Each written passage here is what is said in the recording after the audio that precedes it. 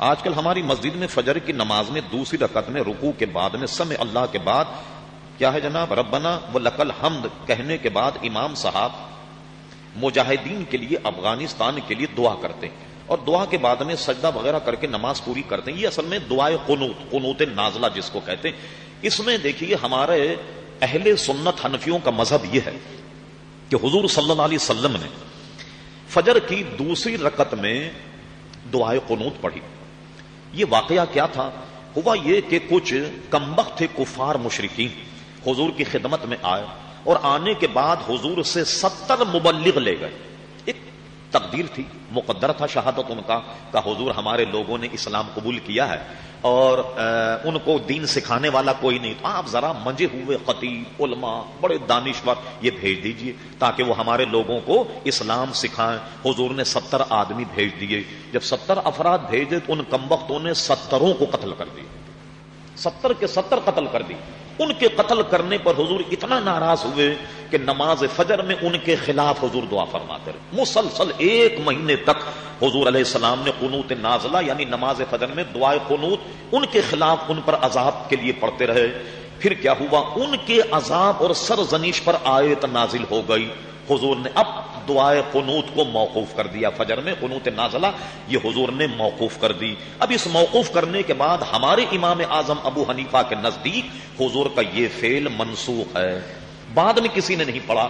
حضور نے اس واقعے کے بعد بڑی بڑی جنگیں ہوئی، کسی نے قنوت نازلہ نہیں پڑھا، اور میں جہاں تک میرا مطالعہ، کوئی شخص صدیق اکبر سے ثابت نہیں کر سکتا انہوں نے قنوت نازلہ پڑھی، فاروق اعظم سے ثابت نہیں کر سکتا۔ اپنے دور میں کتنی بڑی بڑی جنگیں ہوئی، قیصر و کسریٰ کو روم دیا مسلمانوں نے، کتنی بڑی بڑی جنگ، لیکن کہیں قنوت نازلہ نہیں پڑھا۔ تو ہمارے امام کے نزدیک یہ دعا نماز میں پڑھنا منسوخ ہے۔ اچھا، ایک خرابی اس میں کیا ہوئی کہ ایک جگہ عبارت میں، بڑی ذمہ داری سے کہتا ہوں، غلطی سے یہ چھپ گیا، بجائے نماز فجر کے بجائے جہر چھپ گیا کسی فقہ کی کتاب میں۔ اب جب جہر چھپا تو انہوں نے کہا ہر جہر نماز میں دعائے قنوت پڑھو، مغرب میں بھی پڑھو، عشاء میں بھی پڑھو، فجر میں بھی پڑھو، جمعے میں بھی پڑھو، وغیرہ وغیرہ۔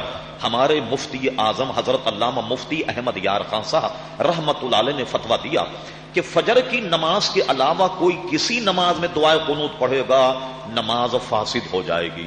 ایک بات تو یہ، اور فجر میں ہمارے علماء فرماتے اگر کسی نے پڑھی تو فاسد تو نہیں ہوگی، اس لیے کہ بعض اکابر صحابہ سے فجر میں دعائے قنوت پڑھنا ثابت ہے، فاسد تو نہیں ہوئی لیکن نماز ہو جائے گی۔ اور اس پر ہمارے علماء کہتے ہیں بہتر یہ ہے کہ نماز سے فراغت کے بعد اب دعا کی جائے ان کے لیے کہ جو مسلمان ہیں، اور ان کی اعانت کے لیے، اور جو کفار مشرکین ہیں ان کی شکست کے لیے خارج نماز ان کو کرنا چاہیے۔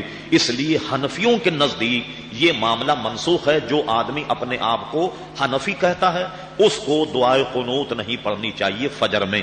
البتہ امام شافعی کا مذہب ہے، امام شافعی جو ہیں وہ ہماری اس تعویل کو نہیں مانتے۔ وہ کہتے ہیں جب حضور نے پڑھی لہذا روزانہ پڑھنا چاہیے، لہذا وہ روزانہ، امام شافعی کے ماننے والے جو ہیں وہ نماز میں فجر میں دعائے قنوت جو ہیں وہ امام شافعی کے ماننے والے حضرات جو ہیں وہ پڑھتے ہیں۔ لیکن ہم حنفی ہیں، ہمارے نزدیک یہ حضور کا فعل چونکہ بعد میں حضور نے منسوخ فرما دی، اب ان کے لیے گویا ان کے خلاف دعا کرنے سے حضور نے پرہیز کیا، تو اب اس میں اعتدال کی رائے یہ ہے کہ نماز سے فراغت کے بعد اب دعا کرنی چاہیے۔ یہ ہمارا اس میں عزیزان گرامی موقف ہے، اور یہ تو حنفیوں کے موقف کے بالکل خلاف کہ مغرب میں پڑھیں یا عشاء میں پڑھیں یا جمعہ میں پڑھیں۔